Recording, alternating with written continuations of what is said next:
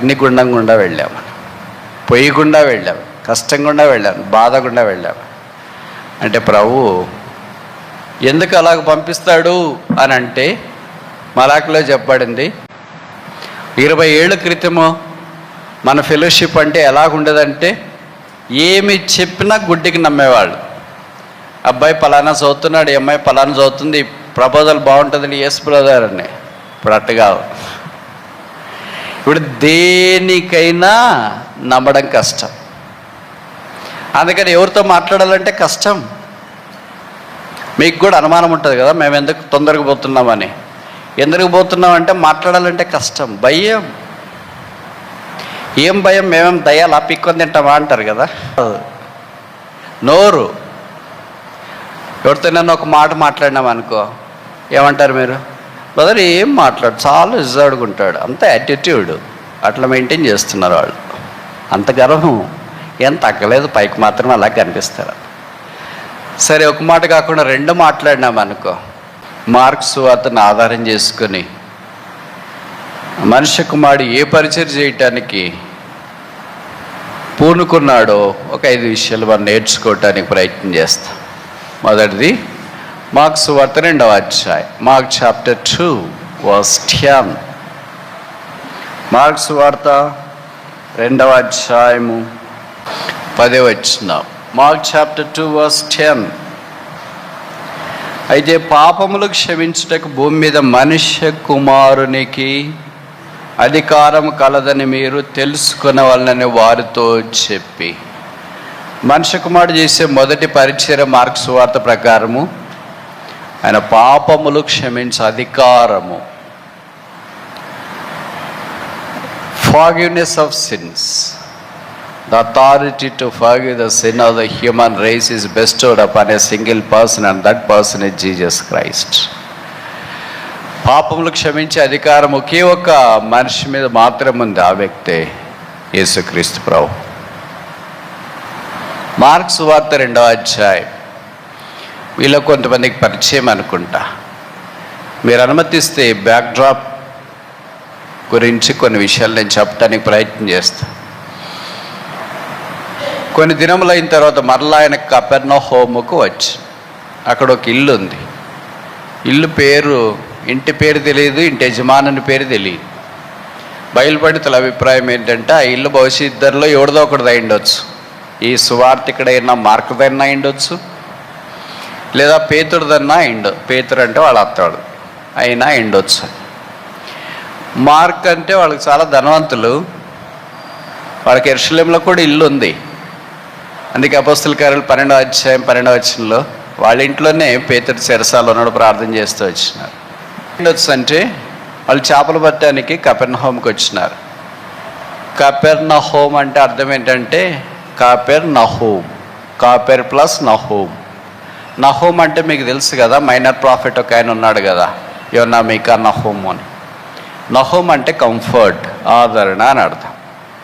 నహూము, నెహెమ్యా ఇవన్నీ ఒక దగ్గరలో ఉన్న పదాలు. నెహెమ్యా అంటే గాడ్ ఈజ్ మై కంఫర్ట్, యెహోవా నా ఆదరణ అని అర్థం. నహూమ్ అంటే కంఫర్ట్, ఆదరణ, నెమ్మది, విశ్రాంతి, సమాధానము అనే అర్థాలు స్ఫురిస్తాయి. కపెర్నహూమ్ అని, కపెర్ అంటే గ్రామం. ఎప్పటికీ ఇది ఇజ్రాయెల్ దేశంలో ఉంది, కానీ సీతో ఆరంభించరు వాళ్ళు, కేతో ఆరంభిస్తారు, కార్ఫ్నహూమ్ అని. ఇది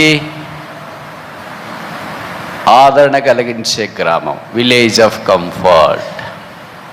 మరలా యేసుప్రభు వచ్చినాడంటే అంతకుముందు వచ్చిండాలిగా, వచ్చినాడు మొదటి అధ్యాయంలో.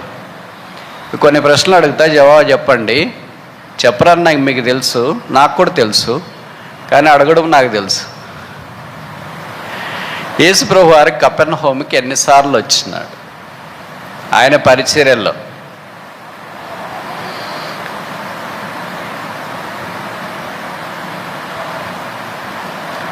ఇక్కడ మరలా వచ్చిననే మాట మనం చూస్తాం. అంటే అంతకుముందు మొదటి అధ్యాయంలో వచ్చినాడు. మొదటి అధ్యాయంలో 5 అద్భుతాలు చేసిన, కొన్ని అద్భుతాలు రాయబడినాయి. కనీసం యేసుప్రభు కపెర్నహూముకి 5 సార్లు వచ్చిన, 5 times ఆయన పరిచర్య జీవితంలో. 5 సార్లు 5 అద్భుతాలు చేశాడు. దాంట్లో ఒక అద్భుతం ఏంటంటే మొదటి అధ్యాయంలో పేతురు వాళ్ళ అత్త ఇంటికి వెళ్ళి ఆమెను బాగు చేసినాడు, ఆమె లేచి ఆయనకు ఉపచారం చేయసాగినని వాక్యంలో మనం చూస్తాం.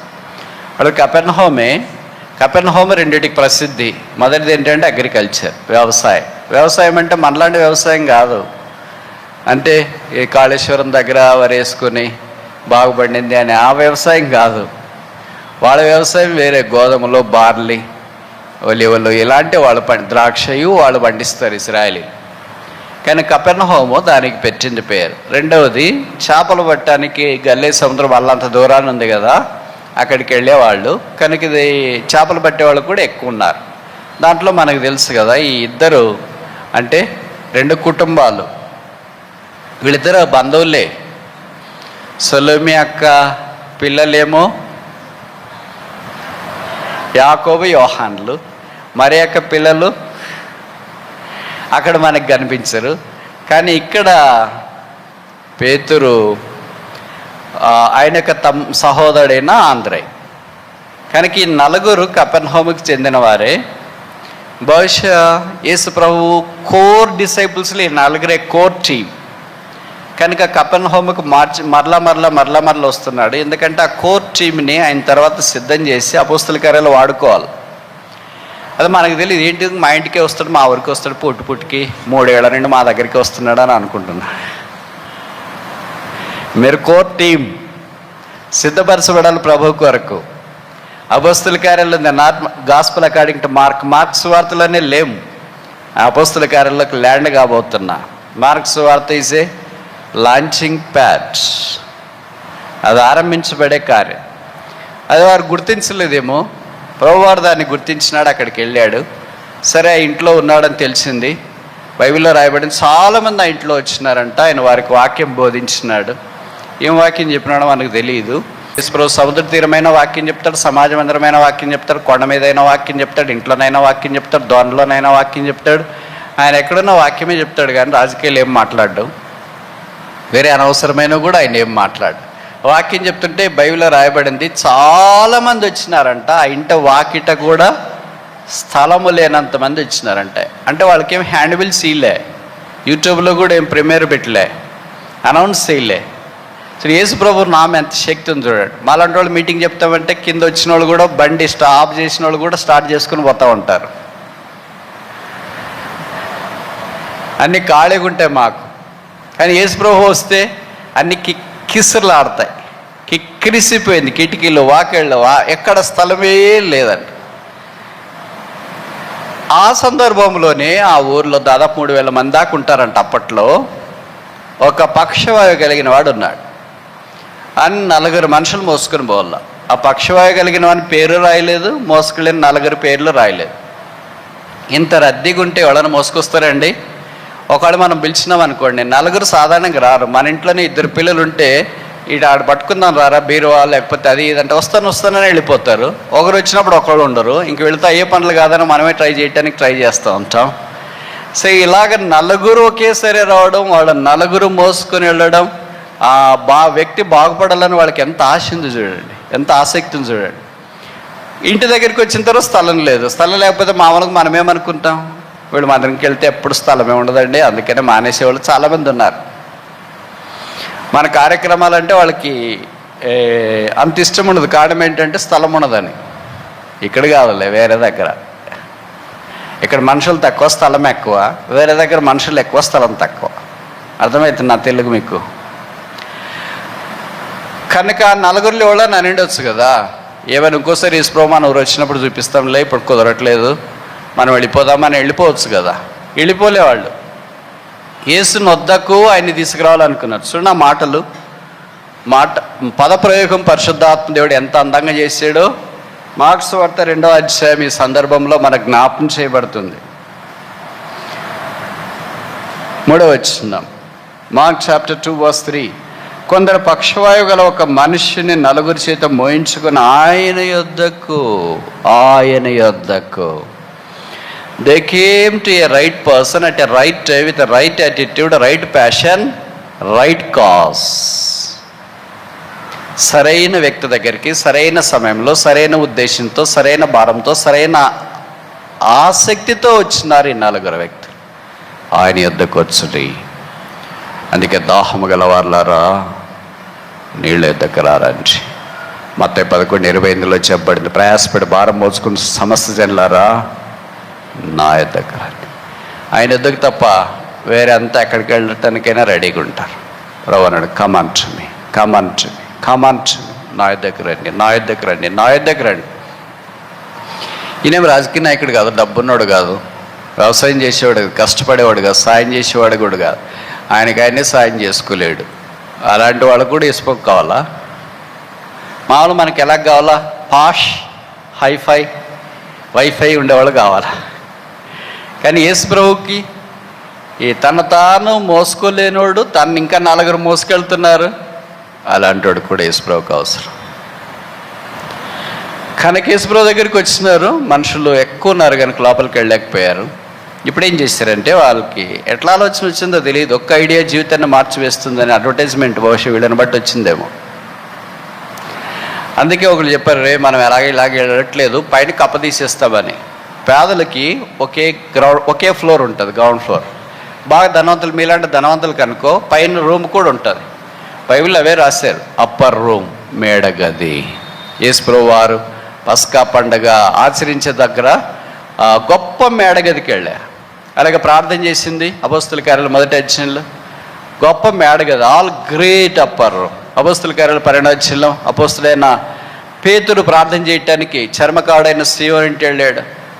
సో ఇవన్నీ మనకి ఏం జ్ఞాపకం చేస్తున్నాయి? They are all big people, there are Christians who are rich. అలాగే మీరు కూడా 2 అంతస్తులు ఉంటే కట్టుకోండి, మంచిది, మాలాంటి వాళ్ళకి ఉపయోగపడతాయి. ఇక్కడ ఒక అంతస్తు ఉంది అనుకుంటా, అందుకే 2వ అంతస్తు లేదు. వాళ్ళల్లో ఒక ఐడియా వచ్చింది, పైన తీసేస్తే ఎంత బాగుంటుంది. స్లాబ్ కాదు వాళ్ళది, మట్టి మిద్దెలు. తీస్తే ఎంత కష్టము, అది తీయటానికి ఆ ఇంటోళ్ళు ఒప్పుకున్నారంటే ఎంత రిస్క్ కదా. మనమైతే ఎవడన్నా వస్తే వాళ్ళు పోయిన తర్వాత చూడు ఎటు చేసిపోయినారు, ఈ సోఫా, ఈ బట్టలు, ఇవన్నీ ఇచ్చి, అందుకే రాకూడదు వాడు అని అనుకుంటాం. అంతమంది వచ్చినారంటే ఆ ఇంటోళ్ళు ఎంత మంచోళ్ళు అయ్యిండల్లా. ఆ ఇంటి పేరు రాసింటే బాగుండు. ఎవడన్నా కొత్త ఇల్లు కట్టుకున్నాం బ్రదర్ ప్రతిష్ఠించండి అంటే ఆ పేరు పెట్టింటాం, వాళ్ళ పేరు రాయలే. ఎంత మంచి కుటుంబం. ఎప్పుడైనా యేసుని అంగీకరిస్తే రిస్క్ కూడా ఉంటుంది, ఎందుకంటే ఆయన ఒకడే రాడు కదా, ఆయనతో పాటు జమానం అంతా వస్తుంది. జమానమేనా తెలంగాణ భాషలు అనేది?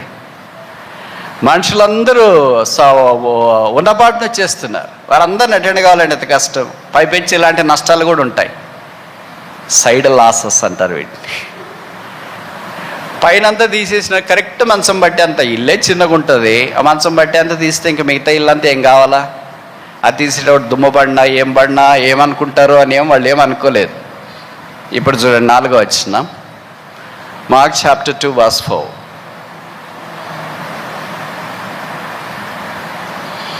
చాలామంది కూడి ఉన్నందున వారు ఆయన యొద్దకు చేరలేక ఆయన ఉన్న చోటికి పైగా ఇంటి కప్పు విప్పి సందు చేసి పక్షవాయు గల వారిని పరుపుతోనే దింపిరి. యేసు ప్రభువుని చేరటానికి 2 రకాలు. మొదటిది ఏంటంటే హారిజాంటల్ వే, సమాంతరంగా పోవచ్చు. పై వచ్చింది చూసాం కదా. ఇక్కడ సమాంతరంగా పోవడం కష్టం అనుకుంటే, సిలువ దృశ్యం మీ ఇంట్లో ప్రత్యక్షపరచబడిందంటే తప్ప. దైవమా, ఈ సిలువ సామాన్యులనే కాదు రోగులను కూడా ఆకర్షించింది. దింపితే ప్రభు వారి విశ్వాసాన్ని చూసి ఆశ్చర్యపడ్డాడు. ఆ తర్వాత చెప్పబడిన మాటలు ఏంటంటే, లెమ్మో పరిపెత్తుకున్నాడు. చూడండి, ఒక డాక్టర్ దగ్గరికి వెళ్ళాలంటే మనకి ఎన్ని ఉంటాయి, సంప్రదించే వేళలను బయట రాసింటారు వాళ్ళ క్లినిక్ దగ్గర. మొదట టోకన్ తీసుకోవాలా, తర్వాత అక్కడికి వెళ్ళాలా. పెద్ద హాల్లో టీవీ పెట్టి, ఫ్రిడ్జ్ పెట్టి, నీళ్లు పెట్టి, కూలర్ కూడా పెట్టింటారు, ఎందుకంటే మనకు కోపం రాకూడదని. వెయిటింగ్ పీరియడ్ ఎక్కువ ఉంటుంది కదా. మనల్ని ఎప్పుడూ పిలుస్తారు, పిలిచినప్పుడు మనం పోయేటప్పటికే డాక్టర్ బాక్ష అలసిపోయి ఉంటాడు. మనతో ఏం సరిగ్గా మాట్లాడుకున్నా, ఏమైంది, బాగలేదండి, ఎప్పుడుండే, వారం నుండి బాగలేదు, సరే మొత్తానికి ట్యాబ్లెట్లు రాసిస్తున్నా పోయి వాడండి అని. మళ్ళీ పోయి ఫార్మసీలో ట్యాబ్లెట్లు కొనుక్కోవాలి. అంతా కొనుక్కొని అయిపోయిన తర్వాత బయట ఆటోనో కారో ఏదో ఉంటే ఎక్కిపోవాలి. ఇది ప్రస్తుత డాక్టర్ల స్థితి, పేషెంట్ల యొక్క దుస్థితి. యేసుప్రభు అనే పరమ డాక్టర్ దగ్గరికి ఇది ఏమీ లేదు, no appointment required, no fees, ఇలాంటి డాక్టర్ ఉంటే ఎంత బాగుంది. ఆయన కిందికి దించిన వెంటనే ఏమైందయ్యా అంటే పక్షవాతం వచ్చింది. ఎంతకాలం నిండి వచ్చింది? మామూలు ప్రశ్నలే, ఎక్కువ ప్రశ్నలే ఇస్తాం కదా, మనం కూడా అడుగుతాం ఎవడానికి కనిపించి. ఎంతకాలం నిండి ఉంది? మొదట ఒకవైపే పోయిందే, మాటలు కనపడట్లేదా, కాళ్ళు రావట్లేదా, చెయ్యి రావట్లేదా, ఇట్లాను బాల్ పట్టుకో, ఇట్లాగో విజయ్ చెయ్యి, అన్నీ బాగానే ఉన్నాయమ్మా, టెస్టులు రాసిస్తాము, షుగరు బీపీ ఉందేమో, అన్నిటికవే. ఈ రిపోర్ట్లు అన్నీ నార్మల్గా ఉన్నాయి, వేరే రాసిస్తాయి, ఈసీజీ స్కాన్ అది ఇది అన్నీ చూస్తాయి. ఇది రాసేయడము చేయించుకోవడం, రాసేయడము చేయించుకోవడం ఇట్టే సరిపోద్ది. డబ్బులన్నీ అయిపోయి ఖాళీ అయిపోయిన తర్వాత డాక్టర్ గారు వెళ్ళేసి వస్తామండి, ఏమన్నా రాసేయండి మాత్రలు అని అంటే, సరేనమ్మా ఇంకోసారి రండి అని ఏదో మాత్రలు రాసిస్తాం. యేసుప్రభు లాంటి డాక్టర్లు ఉంటే ఎంత బాగుండు. Hospitals close, doctors close, paramedical staff close, medical stalls close, ambulance close, all close. Only healthy people, no sin, no sickness. పాపం లేకపోతే రోగము లేదు. మీరు ఎలాంటి డాక్టర్ని గురించి ఎప్పుడైనా విన్నారా? ఒక్క టెస్ట్ కూడా చేయించని డాక్టర్, ఒక్క ఫిజియో కూడా చేయించని డాక్టర్, ఒక్క మాట కూడా రోగిని ప్రశ్నించని డాక్టర్, ఒక్క సంగతి కూడా రోగితో సంభాషించకుండా, ఆయన పరిస్థితులు ఏమో తెలియకుండానే ఊరికే మాట ద్వారానే నువ్వు లేచి చూడండి. ఆ మాట ఎంత అద్భుతం. మార్క్స్ వార్త 2వ అధ్యాయం, మార్క్ చాప్టర్ 2 11.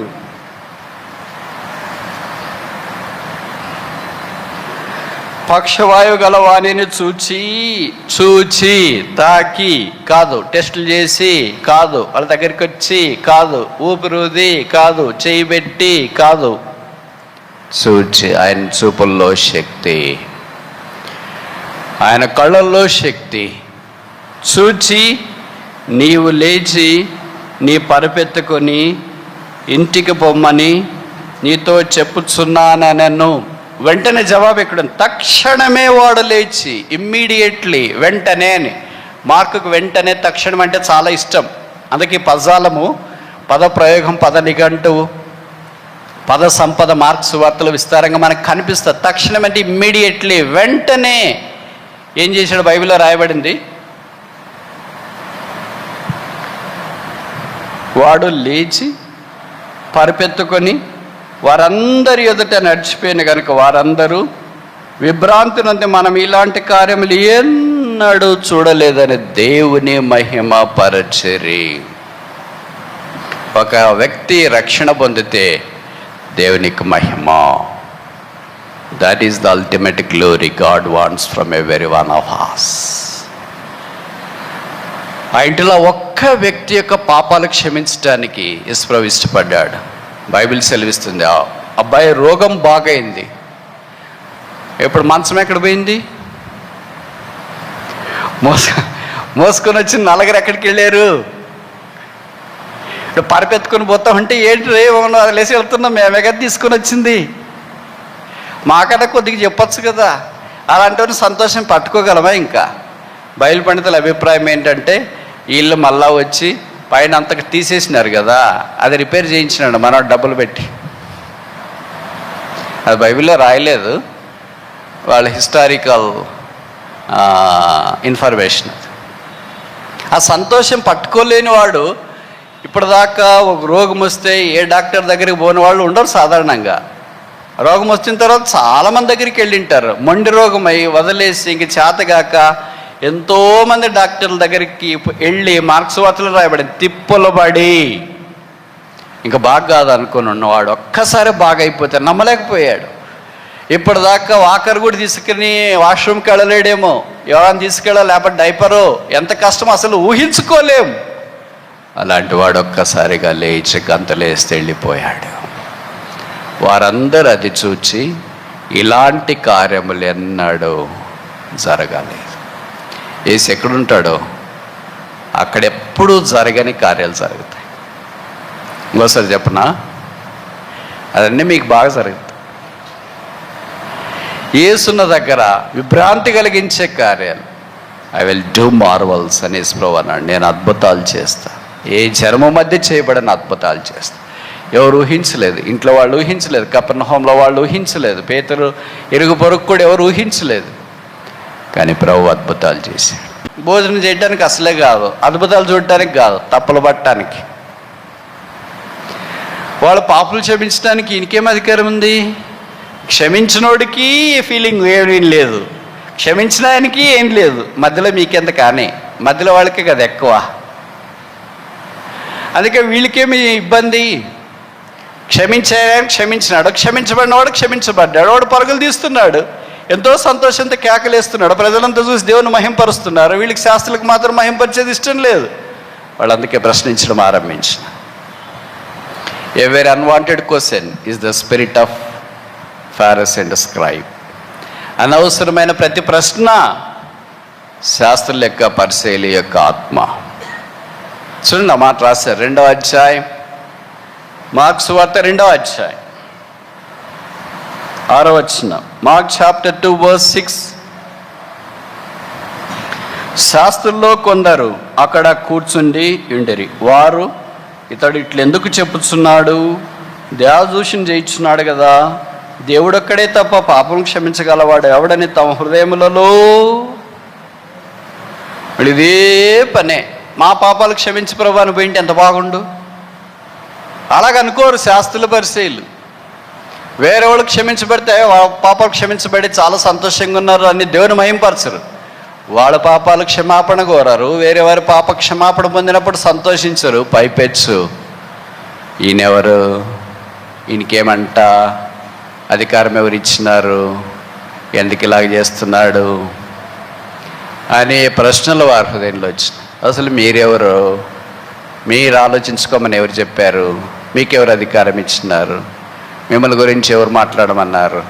వచ్చిన వాళ్ళు యేసుప్రభు చేసే కార్యాలు చూడండి, వాక్యం వినండి, భోజనం చేపలు పెడితే తినండి, మీ దారిని మీరు వెళ్ళిపోండి. మధ్యలో ప్రశ్నలు ఎందుకు? కానీ వీళ్ళు శాస్త్రం. ఇప్పుడు మొదటి విషయం ఏంటంటే, మనుష్య కుమారుడు పాప క్షమాపణ అనుగ్రహించువాడు. కనుక మనుష్య కుమారుని ద్వారా మానవ కోటికి రక్షణ వస్తుంది. అందుకే యేసుప్రభు నిన్ను ప్రేమిస్తున్నాడు. లోకమంతా విడిచిపెట్టిన ఈ రోగ పక్షవాయం కలిగిన వాడు ఎంత ఉచితంగా స్వస్థత, ఉచితంగా రక్షణకు వచ్చిందో, అలాగే పాపికి దినాన్ని యేసుప్రభు వారు ఉచితంగా, దానంగా, భిక్షంగా, వరముగా, ఈవిగా రక్షణ ఇవ్వాలని కోరుతున్నాడు. యేసు ప్రేమిస్తున్నాడు. యేసు పాపల కొరకు ఈ భూమి మీదకి వచ్చినాడు. యేసు పాపముగా చేయబట్టడానికి ఇష్టపడి సెలువు మీదకి వెళ్ళాడు. యేసుప్రభు రక్తం కార్చినాడు. బైబిల్ సెలవిస్తుంది, యేసు రక్తం ప్రతి పాప నుండి మనల్ని కడిగి పవిత్రులుగా చేయునని. ప్రభుని యేసునందు విశ్వాసం ఉంచు, అప్పుడు నీవును నీ ఇంటి వారిను రక్షణ పొందుతారు. యేసుప్రభు ఎంత విశ్వాసం ఉంచకపోతే, రక్షణ నీది కాకపోతే, రక్షణ అనుభవించకపోతే, బైబిల్ సెలవిస్తుంది ఇంత గొప్ప రక్షణ నిర్లక్ష్యం చేసిన ఎడలా ఎలాగ తప్పించుకుంటా? How can we escape if we neglect so great salvation? ఇక్కడికి తప్పించుకోలేం, అత్యధ్యం, జాగ్రత్త. రెండవది, మనుష్య కుమారుడు ఏం చేసినాడు? మార్కు సువార్తలో రాయబడింది. మార్కు సువార్త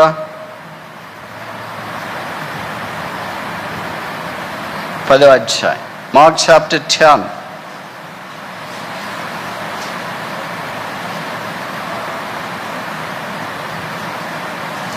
verse 45. మార్క్ 10:45. మనుష్య కుమారుడు పరిచారం చేయించుకుంటకు రాలేదు కానీ పరిచారం చేయుటకును అనేకులకు ప్రతిగా విమోచన క్రయధరముగా తన ప్రాణం ఇచ్చుటకును వచ్చును. మనుష్య కుమారుడు రెండవ పరిచర్య. He came not to be ministered unto, but to minister. పరిచర్య చేయించుకోవటానికి రాలేదు కానీ ఆయన పరిచర్య చేయటానికి వచ్చినట్లు వాక్యంలో మనం చూస్తాం. To minister, to serve. ఆయన వాళ్ళు సేవించడానికి వచ్చిన లోకరక్షకుడు. ఆ కారణం చేత యోహాను సువార్త 13వ అధ్యాయంలో శిష్యులు భోజనానికి కూర్చున్నప్పుడు ఆయన భోజన పంక్తి నుండి లేచి ఒక పాత్ర తీసుకొని నీళ్లు పోసి టువాల్ తీసుకొని వారి పాదములు కడగటానికి యేసుప్రభు వారు పూనుకుంటూ వచ్చి this is the most humble task ever performed in the whole Bible. Bible చరిత్ర అంతట్లో దేవుడు మానవుని యొక్క పాప భూమి మీద ఉన్న దినాల్లో అలా మనల్ని ప్రేమించి మనల్ని కడగటానికి ఇష్టపడ్డాడు. ఇప్పుడు కూడా కడుగుతూనే ఉన్నాడు. పేతురు అన్నాడు, నా పాదాలు కడగొద్దు అని. ప్రభు అన్నాడు, if I do not wash thee you have no part with me. నేను నీ పాదాలు కడగనీడలా నాతో నీకు పాలు లేదు. కనుక ప్రభు యొక్క పరిచయంలో మనం ఉన్నప్పుడు ఇతరులకు సహాయపడే బాధ్యత, పరిచయంలో ముందుకెళ్ళే బాధ్యత అవసరం. సహాయం అంటే ఇక్కడ చాలా సమస్యలు ఉంటాయి. ఎందుకంటే విశ్వాసులు ఈ దినాల్లో పూర్తిగా మారిపోయారు. 20 ఏళ్ల క్రితము మన ఫెలోషిప్ అంటే ఎలాగుండేదంటే, ఏమి చెప్పినా గుడ్డికి నమ్మేవాళ్ళు. అబ్బాయి పలానా చదువుతున్నాడు, ఈ అమ్మాయి పలానా చదువుతుంది, ప్రపోజల్ బాగుంటుందండి, ఎస్ బ్రదర్ అని. ఇప్పుడు అట్టుగా ఇప్పుడు దేనికైనా నమ్మడం కష్టం. అందుకని ఎవరితో మాట్లాడాలంటే కష్టం. మీకు కూడా అనుమానం ఉంటుంది కదా, మేము ఎందుకు తొందరగా పోతున్నామని. ఎందుకు పోతున్నామంటే మాట్లాడాలంటే కష్టం, భయం. ఏం భయం? మేమేం దయ్యాలా పిక్కొని తింటామా అంటారు కదా. నోరు ఎవరితో నన్ను ఒక మాట మాట్లాడినాం అనుకో, ఏమంటారు మీరు? బ్రదర్ ఏం మాట్లాడు, చాలా ఇజ్జాడుకుంటాడు, అంత యాటిట్యూడ్. అట్లా మెయింటైన్ చేస్తున్నారు వాళ్ళు. అంత గర్వం ఏం తగ్గలేదు, పైకి మాత్రం అలా కనిపిస్తారు. సరే, ఒక మాట కాకుండా 2 మాట్లాడినాం అనుకో, 2 మాట్లాడితే చాలా లూజు, ఎక్కువ మాట్లాడతాడు. అంత మాట్లాడాల్సిన అవసరం ఏమైనా ఉందా? ఆయన తన డిగ్నిటీని ప్రిజర్వ్ చేసుకోవాలి కదా, అది వదిలేసి మాట్లాడతాడు. 1 మాట్లాడితే తక్కువ, 2 మాట్లాడితే ఎక్కువ, 1.5 ఎట్లా మాట్లాడాలా? అందుకని అనిపించుకునే దానికంటే 2 మాటలు మాట్లాడి తిట్టించుకునే దానికంటే అసలు మాట్లాడుకోకుండా తిట్టించుకునేది మేలు కదా, బహుమానం అన్న వస్తుంది.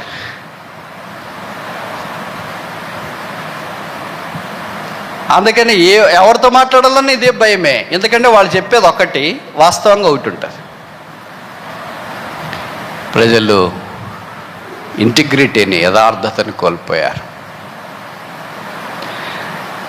నేను గవర్నమెంట్ స్కూల్లో చదువుకున్నా, జీవితం అంతా అక్కడే చదివాను అనుకో, 1 నుండి PhD దాకా.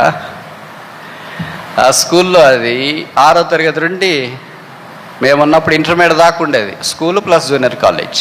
తర్వాత అర్థమవుతున్నాయి. దాంట్లో ఒకటి ఏంటంటే, honest is the best policy. యథార్థంగా ఉండడం చాలా మంచిది. మనం అట్లా తప్ప ఇంకెట్లా ఉండమన్నా ఉంటాం. No honesty, no Christianity. యథార్థత లేకపోతే క్రైస్తవ్యం లేదు. అందుకే ప్రజలు మాట్లాడితే నమ్మాలంటే కష్టం, వినాలంటే కష్టం. అన్నీ కలవరం కలిగించే మాటలే. ఇంకెలాగ సేవ చేయాలా? యేసుప్రభు దినాల్లోనే ఇలాంటి వాళ్ళు ఉన్నారు. పోనీ ఎవరో దారెమ్మడి పోయేవాళ్ళు మాట్లాడితే సరేలేబో వాళ్ళు మాట్లాడతారు. దారెమ్మడి పోయేవాళ్ళు కాదు, మనతో ఉన్నోళ్లే, మనతో ఆరాధన చేసేవాళ్లే, మనతో పాటలు పాడేవాళ్ళే, మనతో వాక్యం చెప్పేవాళ్ళే, మనతో తిరిగేవాళ్లే, మనతో భోజనం చేసేవాళ్లే, మనతో సువార్తకు వచ్చేవాళ్లే, మనతో టీ తాగేవాళ్లే, మనతో స్నాక్లు అంతా మనతోనే ఉంటారు వాళ్ళు. కానీ వాళ్ళ మినిస్ట్రీ వేరే. We're not call to do that. మనం ఆ పరిచయం చేయడానికి పిలువలేదు. దానికి సైతాను అని సమూహం మస్తుగా ఉన్నారు వాళ్ళు. వాళ్ళకి చేతి నిండా పని ఉంది. మళ్ళీ నువ్వు కూడా ఎందుకు పోయి పని చేయాలనుకుంటావు? పని చేస్తే పర్లేదని అనుకోవద్దు. వద్దు, ఏం విత్తుతామో అదే కోస్తాం. మీరు మామిడి పళ్ళు వేసి సీతాఫలాలు రావాలంటే రావు, యాపిల్ రావాలంటే రాదు. ఏం వేస్తే అదే వస్తుంది. కానీ ప్రజలు ఏంటంటే భయం విడిచి విచ్చలవిడిగా మాట్లాడడం నేర్చుకున్నారు. కాని సంగతులు, తెలియని సంగతులు, ఊహకందనివి, పరిచయం లేనివి, చూడనివి, అవంటే చెవులు కొరక్కుంటారు. ఇక్కడి నుండి బయటికి వెళ్ళిన తర్వాత ఏం వాక్యం చెప్పినాడు అంటే అది మాట్లాడరు. పలానా వాక్యం చెప్పినారు, పలానా వాక్యం ద్వారా దేవుడు నాతో మాట్లాడినాడు, నేను ఇటు సరి చేసుకుని అట్లా మాట్లాడరు. వాళ్ళకి ఏదో ఇబ్బంది కలిగించేది ఉంటుంది కదా, ఆ టాపిక్ ఆయన ఇలాగా, ఈయన ఇలాగా, వాళ్ళు ఇలాగా, వీళ్ళు ఇలాగా, అది మాట్లాడటానికి ఇంత దూరం రావడం అవసరమా? ఆన్లైన్లో కూడా వినడం అవసరమా? మారండి, ఇంకెంతకాలం ఇలాగ ఉంటారు? పాటలు మాత్రం పాడుతుంటారు. ప్రభువత్స కాలము కొనిపోవును అని సిద్ధపడితే కదా కొనిపోయేది. పాటలు పాడిన వాళ్ళంతా కొనిపోరు, జాగ్రత్త. సిద్ధపాటు అవసరం, ప్రభు రాకడ కొరకు ఎదురు చూడటం అవసరం, శాంక్టిఫికేషన్, పరిశుద్ధత, వీటన్నిటిని తప్పించబడాలా. ఇంకా యథార్థత లేదు, ఇంకా అబద్ధాలు. కొంతమంది నోరు ధరిస్తే అబద్ధాలే అని పాతకాలంలో ఒక సామెత ఉండేది, ఇప్పుడు కూడా వాడతారు అది, కానీ నేను దాన్ని రివైజ్ చేసిన. ఆ సామెత ఏంటంటే, మంచినీళ్ళు తాగినట్లు చెప్తారు బ్రదర్ వాళ్ళు అబద్ధాలు అని. లోకస్తుల గురించి నేను మాట్లాడట్లేదు, విశ్వాసుల గురించి. మీరు బయట వాళ్ళని గురించి చెప్తాడు, మమ్మల్ని గురించి కాదని అనుకుంటున్నారు కదా, కాదు. బయట వాళ్ళని గురించే కాదు, వాళ్ళు చాలా మేలు చాలా విషయాల్లో. ఒకటే లోపం ఏంటంటే, యేసుప్రభు రక్తం వారి హృదయాల్లో లేదు. ఇంకా మిగతావన్నీ ఎంత కఠినంగా ఎంత ఖచ్చితంగా ఉంటారు విషయాల్లోనంటే అంత ఖచ్చితంగా ఉంటారు. అందుకే నేను ఈ డెఫినేషన్ రివైజ్ చేసిన. ఏంటంటే, మంచినీళ్ళు తాగినట్లు అబద్ధాలు చెప్తారు కాదు, గాలి పీల్చినట్లు అబద్ధాలు చెప్పేస్తారు. మంచినీళ్ళు తాగాలన్నా కూడా కొద్దిగా కష్టమే, గాలి పీల్చడం ఏం కష్టం కాదు. నువ్వు కొడుక్క కూతురుగా చిన్నపిల్లలకి నీళ్ళు తాగరా అని చెప్తుంటే వాళ్ళు దాక్కోకుండా ఉంటారు, కానీ గాలి పీల్చరని ఎవరు చెప్పరు. ఎవరైనా చెప్పేవాళ్ళు ఉంటే చేయొద్దండి. నీళ్ళు తాగరా అని చెప్తాము, నీళ్ళు తాగకపోతే నీ కిడ్నీ సమస్యలు వస్తాయని చెప్తాము, కానీ నీళ్ళు తాగుతూనే ఉండవు అని చెప్తాం. గాలి పీల్చరని మాత్రం పొరపాటున ఎవరికి చెప్పరు. భర్త కానీ, భార్య కానీ, కొడుకు కానీ, కూతురు కానీ, సేవకులు కానీ, బోధకులు కానీ ఎవరు చెప్పరు. ఎందుకంటే అది డిఫాల్ట్. కోచింగ్ ఉండదు, యూట్యూబ్లో కూడా ఉండదు. గాలి ఎట్లా పీల్చుకునే వాళ్ళేను అట్లా ఉండదు. అలాగే చెప్తున్నారు అబద్ధాలు. ఎట్లా నమ్మాలా, ఎట్లా కలిసి పనిచేయాలా, ఎట్లా జీవితంలో ముందుకు సాగిపోవాలా. యేసు ప్రభు మాదిరి కదా, ఆయన పేరు పెట్టుకున్నాం కదా. మరి తండ్రి పేరు పెట్టుకున్న తర్వాత తండ్రి లక్షణాల కనీస విషమంతానే ఉండాలి కదా. ఆయన వల్లే మాట్లాడాలి, ఆయన వల్లే జీవించాలి, ఆయన వల్లే పరిచర్య చేయాలి. ఈ జీవించే సంగతి అంతా పక్కనున్న పరిచర్యైనా, I came into this world not to be ministered అంటూ బట్ టు మినిస్టర్. ఈ లోకంలో పరిచర్య చేయించుకోవటానికి నేను రాలేదు, పరిచర్య చేయటానికి వచ్చాను. కనుక యేసు ప్రభు వల్లే మనకు చేతనైనంతగా వీలైనంతగా పరిచర్యలో సాగిపోలేని ప్రభు కోరుతున్నాడు. అందుకే 1 కొరింథీ 15లో పౌలు అపోస్తలుడు రాస్తూ వచ్చినాడు, ఆఖరి వచనం అనుకుంటా 57, 58లో. కాగా నా ప్రియ సహోదరులారా, బ్రాకెట్లో సహోదరులారా, ప్రభు కార్యాభివృద్ధి యందు ఎప్పటికీ ఆశ. మనం ఎప్పుడో ఆసక్తి కలిగి ఉంటాం. బీ డెలిజెంట్, ఎప్పుడు నమ్రతా బుద్ధి కలిగిన వారే, ఆసక్తి కలిగి బీ జలస్ ఉండాలని ప్రభు కోరుతున్నాడు. 3వది చూస్తామా, మార్కు సువార్త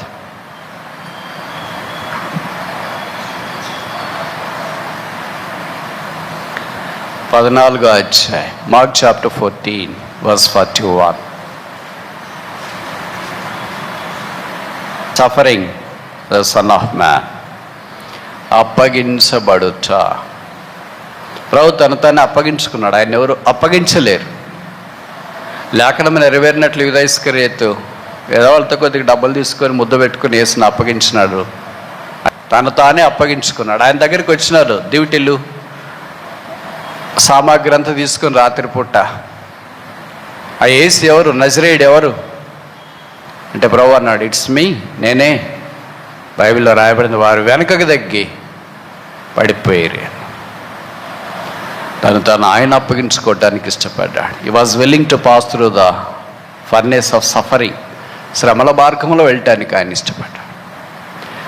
కొన్నిసార్లు మనకు కూడా ఇలాంటివి జరుగుతుంటాయి. ఎక్కడో పోయే గాలి మాకు చుట్టుకుంటుంది, చాలా ఆశ్చర్యం వేస్తుంది. ఎక్కడో పోయేది, బయటికి ఎక్కడో పోయేది, ఎంతో దూరం పోవలసిన గాలి చుట్టుకోవడం ఏంటి? నేను చెప్పే మాటలు మీకు అర్థమవుతున్నాయా? అంటే ఎక్కడో పోవలసిన సమస్యలు మనకు చుట్టుకుంటాయి. అవి మనకి దాంతో ఏం సంబంధం ఉండదు. కర్త కర్మక్రియలు ఎవరో ఉంటారు, ఆ కర్త కర్మక్రియ చుట్టుకోదు. అది మనలాగా ఎక్కడో ఉన్న వాళ్ళకి చుట్టుకోవడానికి ప్రయత్నం చేస్తుంది. ప్రభుకు స్తోత్రాలు. నీతిమంతుని యొక్క బాధలో నుండి ఆయన విడిపిస్తాడు. 34:17 కీర్తనలు. Psalm 34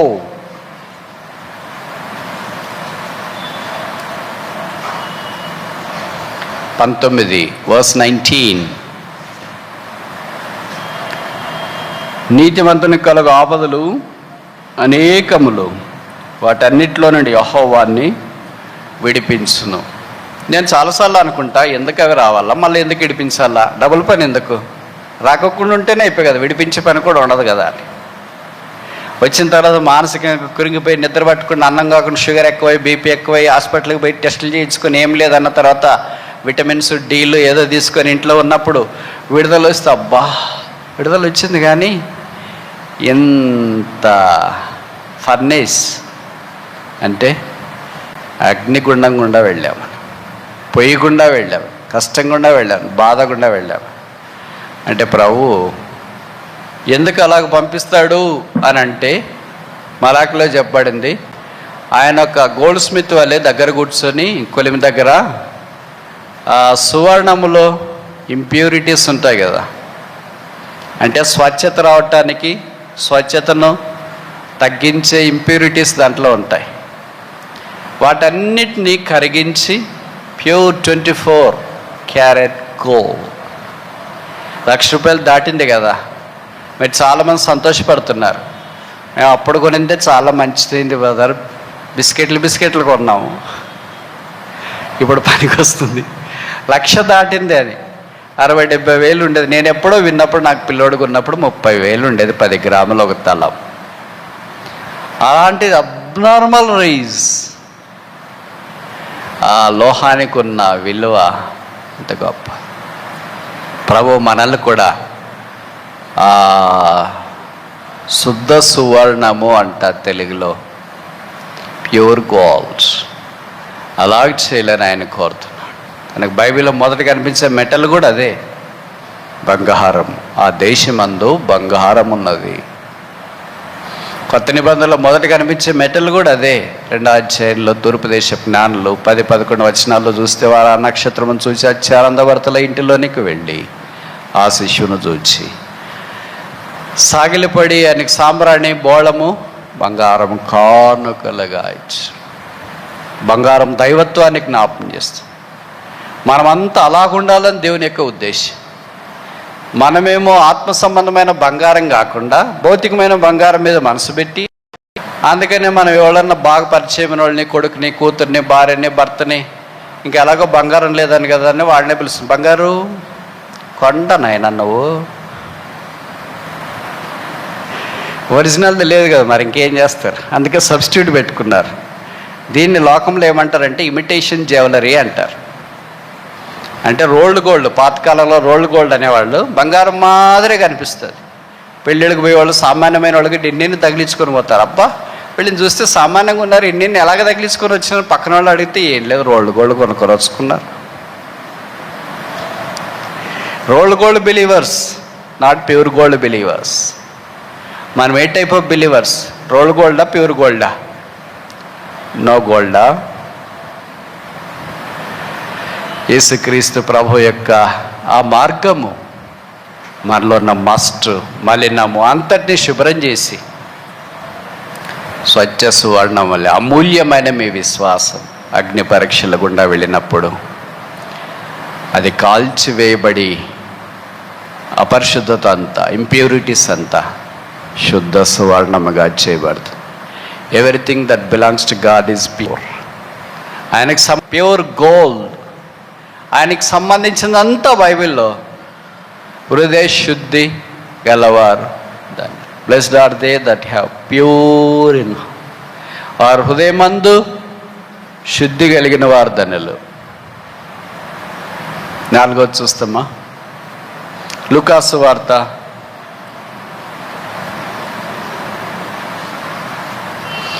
మన్నించండి, మార్క్స్ వార్త 14వ అధ్యాయం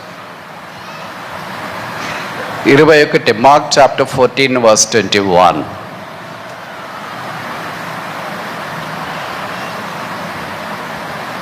మార్కు 14:21.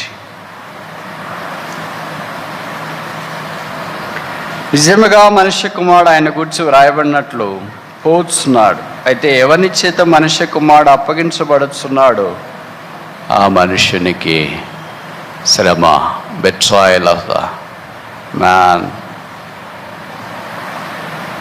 సన్ ఆఫ్ మ్యాన్, మనుష్య కుమారుడు అప్పగించబడే స్థితి ఇక్కడ రాయబడుతూ వచ్చింది. ఆ అప్పగించడానికి ఇష్టపడిన వ్యక్తి, ఒప్పందం ఒడంబడిక చేసుకున్న వ్యక్తి యూదా ఇస్కరియోతు అని మనకు తెలుసు. మనం కూడా చాలాసార్లు మన జీవితాల్లో వీ బెట్రాయ్ క్రైస్ట్, క్రీస్తుని మనం అప్పగించేస్తాం. అది చిన్న చిన్న వాటి కొరకు అప్పగించేస్తాం. కానీ మనం అప్పగించేది గుర్తురాదు. యూదా ఇస్కరియోతు అప్పగించిందే గుర్తొస్తుంది మనకి ఎప్పుడైనా. ఎందుకంటే మనం మర్చిపోవాలంటే వేరే వాళ్ళకి గుర్తు చేసుకోవాలి కదా. లేకపోతే మనదే మనకు గుర్తొస్తూ ఉంటే ఇంకా మనము చాలా బాధపడుతూ ఉంటాం. ప్రభును మనం అప్పగించక, ప్రభును గురించి బొంకక, ఆయనతో నడిచే వారికి ఉండాలని ప్రభు మన జీవితాల్లో కోరుతున్నాడు. అప్పగించేవానికి శ్రమ అనే వాక్యంలో రాయబడుతూ వచ్చింది. అప్పగించకపోతే ఆయనకేం నష్టం రాదు. కానీ అప్పగించి ఆయన ఏం మేలు పొందలేడు. ఏదో అప్పటికి వెండి నాణ్యాలు తీసుకున్నట్లుంది, కానీ బైబిల్లో రాయబడింది ఆ తర్వాత బయటికి వెళ్ళి వెండి నాణ్యాలనే పడేసి ఉరి పెట్టుకొని చనిపోయిన వాక్యంలో మనం చూస్తాం. That's one of the tragedies recorded in the Bible. బైబిల్లో రాయబడిన విషాదాల్లో అదొకటి. ఏమైంది ఇప్పుడు? 30 వెండి నాణ్యాలు ఏమైంది? అప్పగించేది ప్రాణమే పోయింది. లైఫ్ ఈజ్ లాస్ట్, జీవితాన్ని కోల్పోయాడు. A single betrayal cost life. యేసుప్రభువుని అప్పగించడానికి మనం పూనుకుంటే అది మన జీవితాన్ని తారుమారు చేస్తుంది. Let's not betray Christ. యేసును మనము అప్పగించుకుందాము గాక. ఇప్పుడు దాటి 4 చూస్తున్నాం. మొదటిది, మనిషి కుమారుడు పాపాలు క్షమించే అధికారం కలిగినవాడు, సాల్వేషన్. రెండవది, మనిషి కుమారుడు సర్వీస్, పరిచర్య చేయించుకోవటానికి రాలేదు కానీ పరిచర్య చేయటానికి వచ్చిన. మూడవది, మనిషి కుమారుడు ఆ శ్రమల గుండా వెళ్ళటానికి ఇష్టపడినాడు. ఇప్పుడు 4వది చూస్తే మనిషి కుమారుడు అప్పగించుకోవటానికి ఇష్టపడ్డాడు, సాక్రిఫైస్.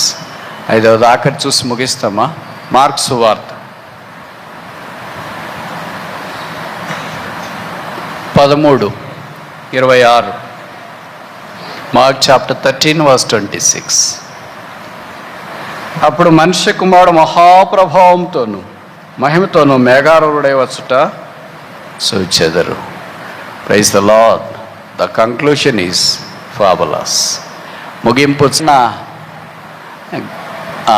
పరిచయాన్ని చేస్తున్నాడు మనిషి కుమారుడు. అంటే started with forgiveness of sins, పాపములు క్షమించడంతో ఆరంభించినాడు. మనిషి కుమారుడు రాబోతున్నాడని సెకండ్ కమింగ్తో తను ముగిస్తున్నాడు. మనం కూడా సిలువ దగ్గర ఆరంభించిన మనిషి కుమారుని యొక్క పాప క్షమాపణ పొందటానికి సిలువ రక్తంలో కడగబడి శుద్ధీకరించబడ్డా. ఇప్పుడు అదే సిలువను మోసుకుంటూ మన యాత్ర అంతా కొనసాగుతూ ఆయన మహిమలో రాబోతున్నాడు. ఆయన మహిమ మానవ నోరు వివరించలేదు, మానవ చెవులు గ్రహించలేవు, మానవ కళ్ళు చూడటానికి వీలు కాదు. కొన్నిసార్లు మనం ఏదైనా ఒక మంచి స్థలానికి వెళ్ళినప్పుడు చూడటానికి 2 కళ్ళు సరిపోవు బ్రదర్. ఎంత బాగుందో చెప్పలేమనుకో, యూట్యూబ్లో చూస్తేనే చెప్పలేరు మీరు. అయితే యేసు ప్రభు వారు మహిమతో వచ్చినప్పుడు ఆయన మనం ఉన్నట్టుగానే we shall see him as is. ఆయన ఎలాగున్నాడో అలాగే చూస్తాం. 1 యోహాను 3వ అధ్యాయంలో చెప్పబడింది, we shall be with him. ఆయనతో కూడా ఉంటాం. We shall be like him. ఆయన వల్లే ఉంటాం. అది మనకున్న శుభప్రదమైన నిరీక్షణ. కనుక ప్రభువైన యేసు రాబోతూ ఉన్నాడు. మహాదూత శబ్దంతోనూ ఆర్భాటముతోనూ మన ప్రభు దిగివచ్చు. ఆ శబ్దం విన్నవారు ధన్యులు, దాని కొరకు సిద్ధపడుతున్నవారు ధన్యులు, ఆ యేసుని ఎదుర్కోవటానికి వెళ్ళిన వారు ధన్యులు. ప్రభుకు స్తోత్రాలు. ఆయనతో పాటు సదాకాలం మనం ఉండబోతున్నాం. పావనుడా మా రక్షణ కరికే స్తోత్రములని ఆయన ఆరాధించే భాగ్యంలో. చీకటి లేదు, ఫ్యాన్లు తిరిగే ఉండదు, ట్యూబ్ లైట్లు ఉండవు, కన్నీరు లేదు, దుఃఖం లేదు, వేదన లేదు, బాధ లేదు, వ్యసనం లేదు. రాబోతున్నాడు. ఆయన వచ్చినప్పుడు మనం అంతా ఆయన ఎదుర్కోవాలి.